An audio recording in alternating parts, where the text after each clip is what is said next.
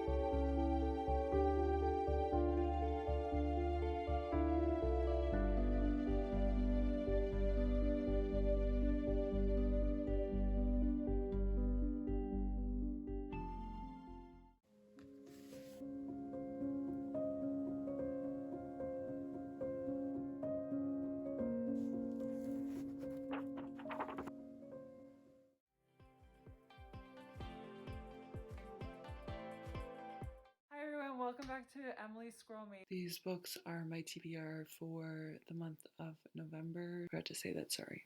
I went to go to my thrift store and I gave a lot of books back, and then you can get store credit. So what I want to do is just talk about all the books that I purchased, and like you saw earlier in the video, and then I also went to the library as well. Just different recommendations. I've been trying to read more classic with some books that I'm really just want to share with you that I didn't buy today. Then also a lot of thrift store books, and also one book that I actually purchased full price because I only have one thrift store in my little town I'm in Ontario, and we have a full price. It's not even a bookstore, it's called Mine's Alive, and it's literally for kids' toys, but in the back corner there's like this little nook that has books, like newer books, and I finally found it there, and unfortunately they didn't have paperback, so I had to pay like tooth and nail for it. So without further ado, sorry, that was the longest intro ever.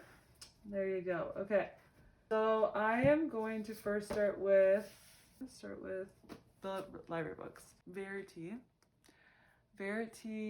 is a book that everyone wants at the library right now, because literally it says 7-day loan on it. So I mean, telling you something. And it's by Colleen Hoover. She hired this guy that could get her to finish, like she wanted to finish this book, but she didn't have time, and because she got injured and different things like that. So the guy discovers that she has a manuscript that is unfinished, and it's about like her life and just secret things that she didn't want to be published. That's why it was only a manuscript. So it goes into that, and I think it's very interesting. And also I read it like 4 years ago, but I couldn't even remember the characters' names clearly. So I'm excited to read it again. That one. There's going to be a glare. I'm 100% sure of that. I'm really sorry, but I don't have another light. So Romanov is the next book, and I know a lot of people talk about this on BookTube, and I'm not that kind of person that goes and gets books just because everyone talks about them, but don't get me wrong, I have liked a lot of them in the past, but I don't know, when things are too trendy, I don't know, I just can't sometimes. Nadine Brandis. Also, a little story about me. I am very illiterate. Even though I love reading, I cannot read out loud, and because I do have a struggle with learning disability, but I cannot read out loud, and I have trouble processing things out loud. So a lot of time, that's why I was like, I don't think I should do a YouTube channel, because I can't even speak English normally.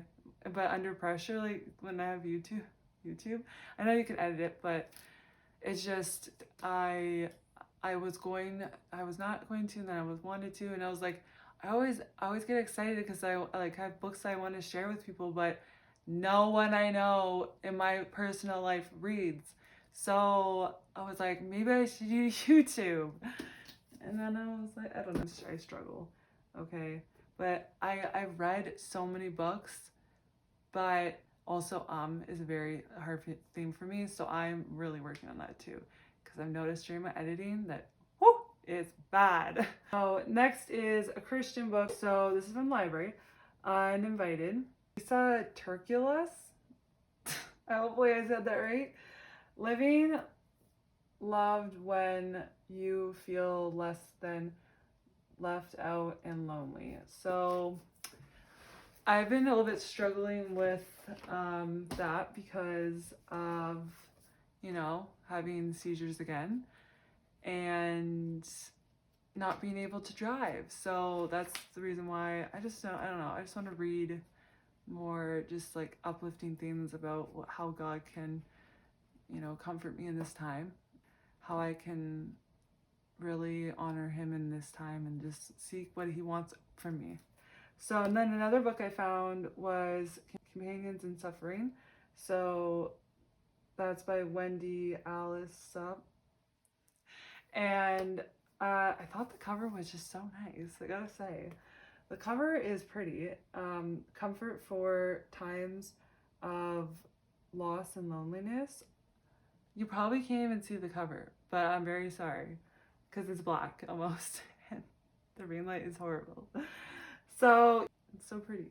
This is really gonna glare, I'm very sorry, but Marie Lu Legend, I've read about 10 times in my life and I love it, love it, love it to pieces. And this is dystopian.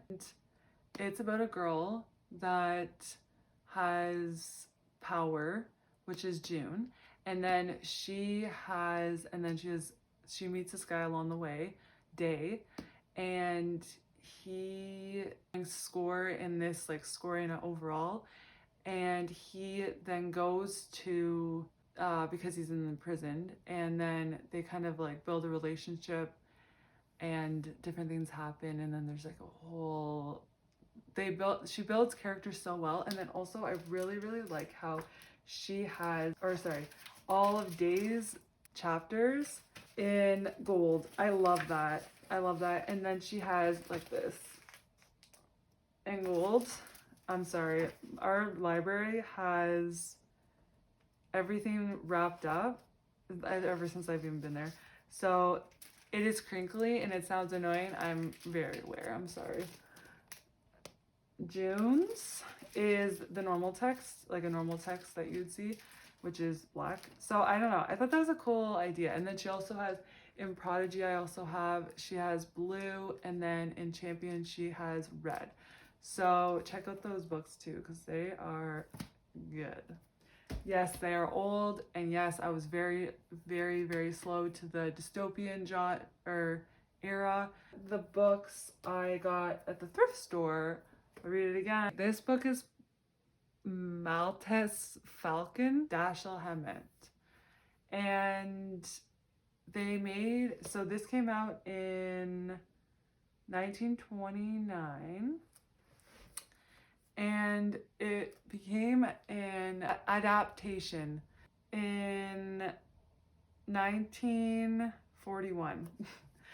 So this is one of the very first mysteries, because I went to the thrift store and I was like, I know a lot of classics are romance, and I'm like, I've read quite a few classics, but I know Agatha Christie is one of the key gals for mysteries. But I just wanted to read, I have read Agatha Christie and I think she's amazing, but I wanted to read something that was before her.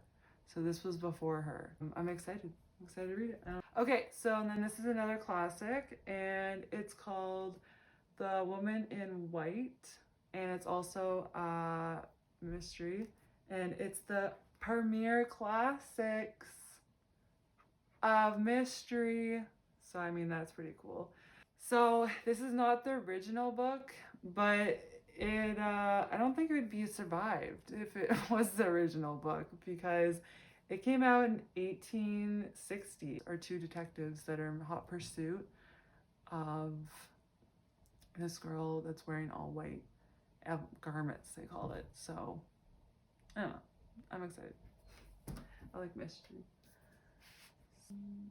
This book is full priced book, and I know, again, this book is very popular right now. I'm excited to read it. I don't know, the girl, when I bought it, she's like, it's very similar to Pretty Little Liars, which I did watch when I was a teen, but I mean, I hope not. I hope they have a better character development than that. Okay. And it's mystery. So this book, The Giver by Lois Lowry, is my favorite book of all time. If you were gonna ask me 2 years ago, I would say probably Sarah Dessen, because I read Sarah Dessen only in high school, and that's literally the only exposure to books I had. I bought it because I have a full bound back of all 4 books, and it's amazing. This cover, and look at how beautiful that is. So great. It's like a work of art. This book is about a boy that is Jonas, that is they all have sameness in their community, and they have all different pursuits in what they're supposed to be doing. So he gets chosen, but he gets by when all of everyone else gets chosen, like in his age group, but he gets chosen at the end, and he is the receiver of all the memories of like people before sameness, and then that's why it's the giver, because the giver gives him receives all the things, all the memories, all the pain, all the struggles that people went through, all the joy, happiness. Like this world has none of that. This world just has sameness. It's just black and white, and the adaptation for this is absolutely amazing, and it does really, really, really, really good demonstration to put the book onto screen. Honestly, the best I've ever seen, I think.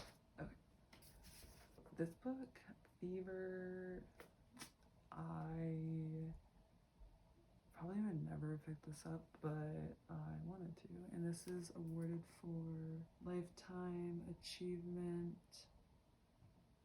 Literary for Young Adults. It's really hard to read that, I've gotta say. So this book's about like this young girl just trying to avoid her chores, avoid her life. She's just being, you know, a ruthless teen, and then there's it's like, I don't know why I'm reading this now, because literally we just experienced this, and still are, but a flu breaks out, and then people are like dying or getting really badly sick, and she doesn't know what to do, and that's all really I got from that. So yeah, that. And the next book I got from the thrift store was The Mighty Miss Malone, and it's by Christopher Paul Curtis, and this book is set in the Great Depression, and how this girl goes from having so many things in her life to having nothing, and just her perspective on things. So I'm excited for that. It's a hardcover, and I like hardcovers feel. Also, I hate mass paperbacks, so the fact that I got that mass paperback and that classics is shocking to me, but that's okay. So this book I got at a thrift store. I didn't even know we had this thrift store. Actually, I lied before. I forgot that we don't, it's not like a book thrift store. It's like an antique thrift store, and they have like, I don't know, like 2 shelves in the back of book. I found this book there and it was literally $2. At the thrift store, even like the hardcovers, they're like $8 or $10 or $12. Like, I got this book and it's called The Cousins, and then the other book, One of Us is Lying, is also not part of this series, but it is written kind of like similar style of writing, but I know it's by the same author, obviously, but it seems like it should be good. So there's like 3 other books that are very similar, like covers, and I have read 2 of them. 2 Could Keep a Secret, and I'm actually almost done the other one, You'll Be the Death of Me, by Karen M. McManus. So yeah, Karen M. McManus. So I didn't, and they're both young adult mystery. So yeah, that one. And then these books I actually didn't buy, but I wanted to still talk about them because I think that Chantal, that reads all day, would like this book. It's historical fiction and it's a mystery book. And I do not really like historical fiction. I mean, I'm trying to get outside my bubble of just dystopian books. I've read it all. I think I've read it all because honestly, when I go through the Goodreads and I scroll the dystopian page, I have read them, except for like a few, I don't know. But even ones like people don't even talk about. So anyway, this book I read it 2 years ago and I want to reread it. And it's a mystery set in Paris in, I can't remember what year was it, 1946. So that's all I'm going to say about that because I won't spoil anything. And it's by Pam Jenoff. Literally, yeah, the only book in the history of books that is actually not psychogenetic non-epileptic seizures are toward the integration of care by Barbara A. I don't know how to say her last name. I'm sorry. You can read that. So I have psychogenetic non-epileptic seizures. So that means that I do not have epilepsy. It's sort of long of the short, it is psychogenetic problem. So it is caused by stress or past trauma that you've experienced, and it comes out in seizures. So it affects my life because, I mean, epilepsy affects their life too. People die of epilepsy because they're not able to drive, they're not able to, for this amount of times before you're able to have your license back. And because the medical field or the psychological field, like everyone in the field does not understand what to do with me because there is so little information about this. There's literally this book in the book community. And I'm so glad I found it, and I found it on Amazon. I literally looked through everywhere. I looked through thrift books, I looked at Book Outlet, I looked through even Indigo, and nothing. But I mean, like, I guess I could ship over like C's usually stressed or have trauma that's happened in their life, post-traumatic stress. Mine shows up in seizures. If I don't deal with a trauma, then I'll have a seizure down the road. Because I had things happen in the beginning of the year that were very challenging, and I didn't deal with it. Now I'm on medical leave because for the last 2 weeks until I am medically stable. And now, yeah, so I'm just trying to find hope in this and just trying to find God in this. And I know this is not a Christian book, but it is getting me to understand that other people, because there is testimonies in here that other people have gone through it, and there is only like 20% of the population that actually have this diagnosis. But this was only so far. There's only like 5 years ago, it could have been a lot less because people misdiagnosed all the time in the medical field because they didn't know what was happening with them. So yeah, sorry this video is so long. Okay, last book.